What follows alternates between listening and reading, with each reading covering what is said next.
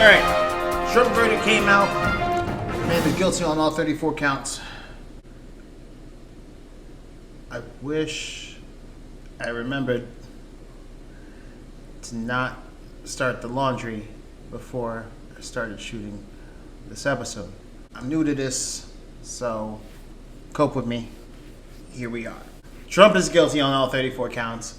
Nothing new. You know what I'm saying? Nothing new. Was anyone surprised by this, like in any way, shape, and form? Dems are going to be like, yay, and then his base is going to be like, Civil War, but it is what it is. I thought was an interesting story was that they didn't think that the verdict was going to drop, and that's why Trump came in all Brody, smiling, like, oh, they're going to dismiss it. We're going to have a nice little weekend, this, that, and the third. Oh, wait. Actually, nobody moved. Nobody gets hurt. They dropped that bad boy, and I'm sure Trump's face kind of turned into something like, what? And that disposition changed when he was at that podium talking about it's rigged and our country's, gone to hell. And, like, not a good campaign slogan, Legit, I am concerned. Like, and Rachel Maddow made the point of this. I consider her like the Neil deGrasse Tyson of political science. I mean, say what you want. I love that woman. She got everything down to a T. She knows her shit, and I respect people that know their shit. I just find her to be really astute, and I'm just really thankful that she's around, doing the work that she does. But anyway, she was just talking about how. Do we protect the prosecutors? Do we protect the jurors? Do we protect the judges? And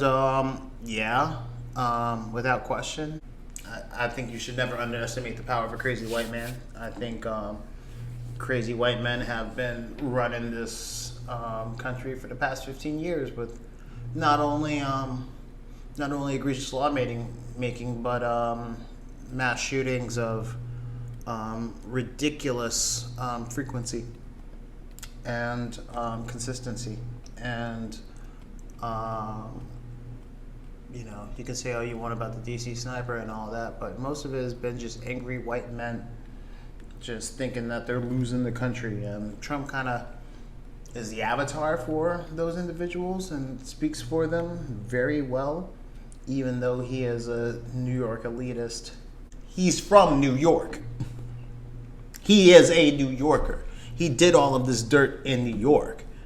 But the fact of the matter is that this man is shameless. Will him being a felon deter people from voting for him? No, I'm sure he's got that mugshot on a t-shirt that's selling off the charts. I saw an article that the website that he does his fundraising on crashed.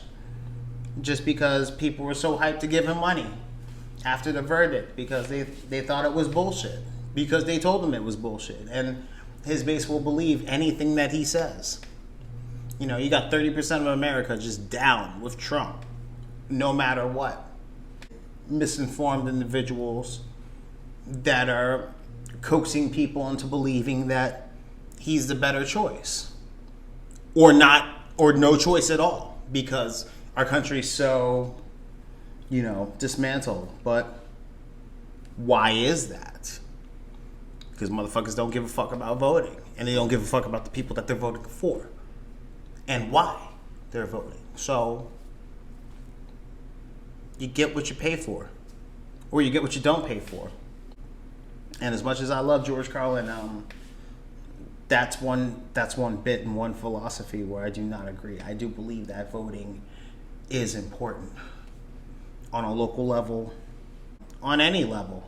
Voting for American Idol, like anything that you can put your stamp on involving your choice into selecting a matter for our nation should be seen as important and valuable, I mean, yeah, Biden's old. Biden's real old. But Trump ain't further behind. He's only 4 years less. And I don't care how old you are. If you old and somebody else beside you is old and they're 4 years younger than you, but they still old, it don't make no damn difference. Old is old. I don't care. But I'm really worried for people that don't care about this and dismiss this. Points were made here.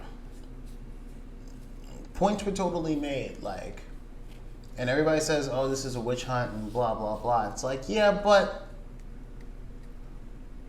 dude, you got a lot of witches. Either in your own or in your crew. And nobody else has this many cases. Nobody else has this many bodies. Nobody else be attracting the lawyers like you do. And people can draw up a case and put one against you because you've been stupid enough to break the law with such quiet abandon that they can create a case against you for doing so. And if you were really as smart and as brilliant a businessman as you perceive yourself to be, you could get away with this. But you ain't. You're not smart enough. Even when I was a kid, I really kind of dug, watching the McLaughlin group, Carville and Mary Madeline, like those cats, like political science was exactly that. All of these things I found fascinating, not even admirable, but like just fascinating about how politics works and how people get elected. And yeah, it's a cesspool. And yeah, it's a dirty game.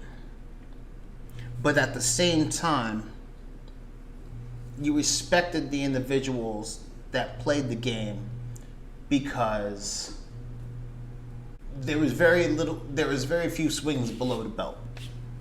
Trump is all below the belt. Trump is all just hitting in the balls and stomping in the feet.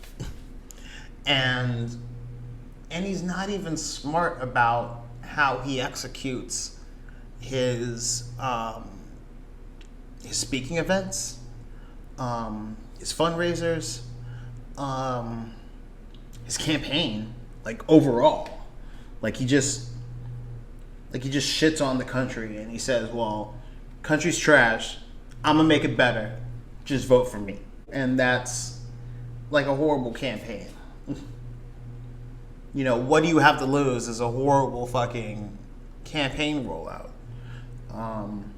You have to come with a little bit more positivity and a little bit more hope for the future in a campaign that speaks to the future. But I don't know.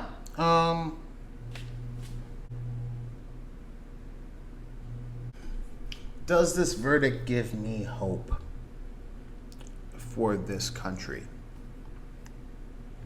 I mean, yes. I mean, it has proven that it does hold its political leaders accountable. To what extent? I don't know. Sentencing is on June 11th, or July 11th. I don't know. We'll find out. But what I will say is that it created a precedent for this country. I mean, there have been many presidents that have been on trial and in many other countries, and I think we just got our first.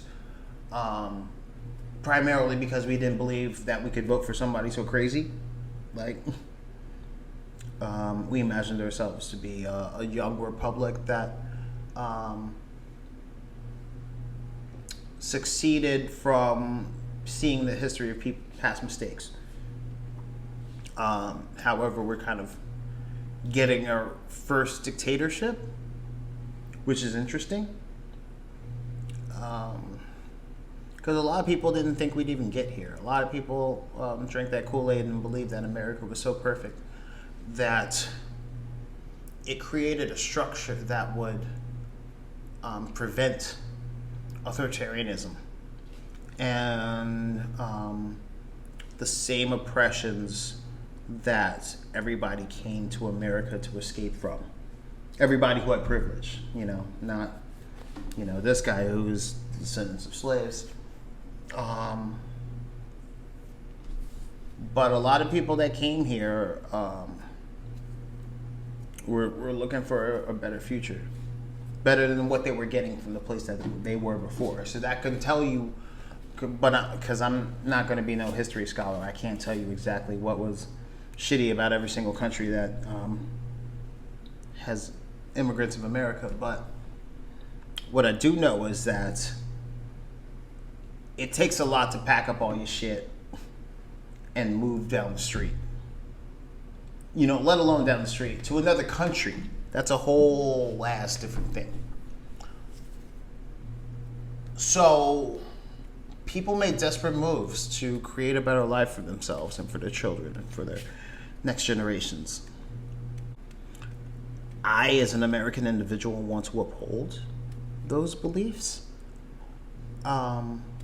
I want to protect America and keep it as a haven for the oppressed and for the marginalized.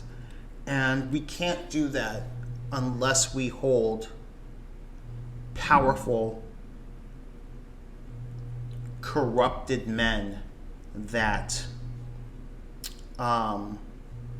participate in corruption unapologetically. We have to set a place in time where these people are held accountable and are punished properly. This will be an interesting time. Cat Williams said 2024 is the year of truth. People are going to get exposed. We're seeing it. Drake, Diddy, now Trump. Not as if he wasn't exposed enough, but we got to keep coming at this guy, you know? I mean, he is Teflon Don to some extent, and I feel like that potion is kind of wearing off.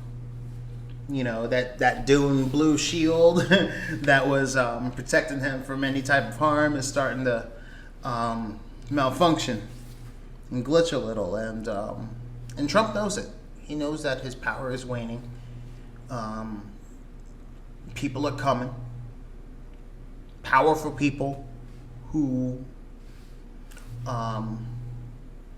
understand how he has perverted the American justice system on so many occasions, are offended by it. There are people who made an oath to uphold the justice system that they believe in so much that they chose to make a profession of it.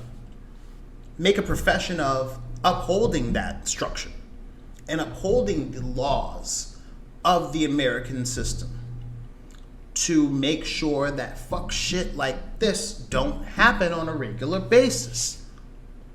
Because if we don't have any laws, then who are we as a people? No, I do believe as an individual that we need structure. And we need laws and regulations to protect ourselves from even ourselves. I believe that people can't have all the choices in the world. They really can't. People can't just do whatever the fuck they want to do. If so, then we are screwed as not only a country, but as a culture. And as a society, like a global, society that is interdependent upon each other. But I digress. Trump is trash, and this is a seminal moment in American history. What happens moving forward will be interesting to see. I don't dismiss that violence ain't gonna happen. I don't dismiss that people ain't gonna pop off because of this verdict and how they feel for this man. I don't dismiss that. But white folks, particularly, there's a whole bunch of niggas around here, caping for Trump too, but because Trump will call the code red. Believe that. Like, everything that he's done ever since like 2015, every tweet is in order. He's trying to set it off. And I just want to know and want to let people know how real that is. And we can't play with this man and all of his fucking yellow minions around this country, man, because they'll run for him. You know, we've seen things like McVeigh.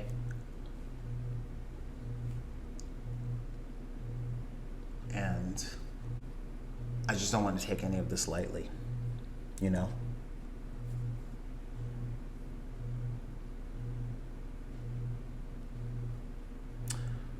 But hey, November 5th, we're going to find out.